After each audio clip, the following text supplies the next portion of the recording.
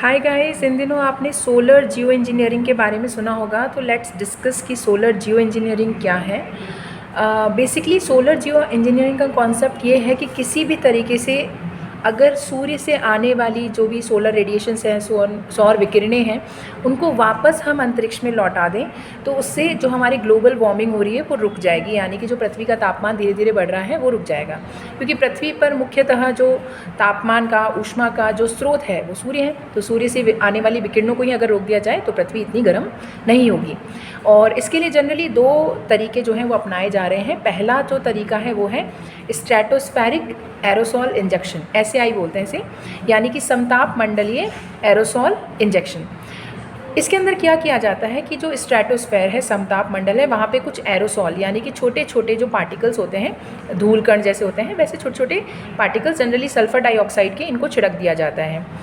और उसकी वजह से जो सौर विकिरणें पृथ्वी तक आने वाली होती हैं वो समताप मंडल से ही इन कणों से टकराकर वापस लौट जाती हैं, तो पृथ्वी थोड़ी सी ठंडी हो जाती है, कूलिंग इफेक्ट होता है।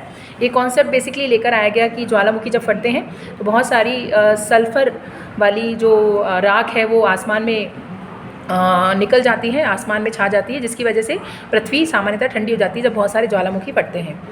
दूसरा इसका तरीका है कि मरीन क्लाउड ब्राइटनिंग। इसके अंदर क्या होता है, जो महासागरीय क्षेत्र होते हैं उनके ऊपर जो बादल बनते हैं, क्योंकि संवहनीय धाराएं, कन्वेक्शनल करंट्स होती हैं जिनकी वजह से क्लाउड्स बन जाते हैं, तो उन महासागरीय क्षेत्रों के ऊपर जो ये बादल बन रहे हैं उनमें समुद्री नमक छिड़क दिया जाए, सी सॉल्ट जो है वो छिड़क दिया जाए।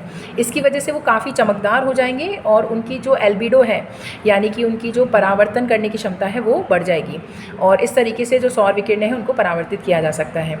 हालांकि जो काफ़ी सारे जो साइंटिस्ट की यूनियंस हैं वो इसको अपोज़ कर रहे हैं, क्योंकि पहली बात तो अगर हम कोई भी ऐसा कार्य करते हैं तो ये कुछ टेम्परेरी टाइम के लिए हो सकता है, यानी कुछ लिमिटेड टाइम के लिए, और उसके बाद इसका उल्टा प्रभाव होगा, यानी हो सकता है ग्लोबल वार्मिंग और बढ़ जाए, क्योंकि जो पृथ्वी से जाने वाली पार्थिव विकिरणें होंगी उनको भी तो फिर ये अवशोषित कर लेंगे।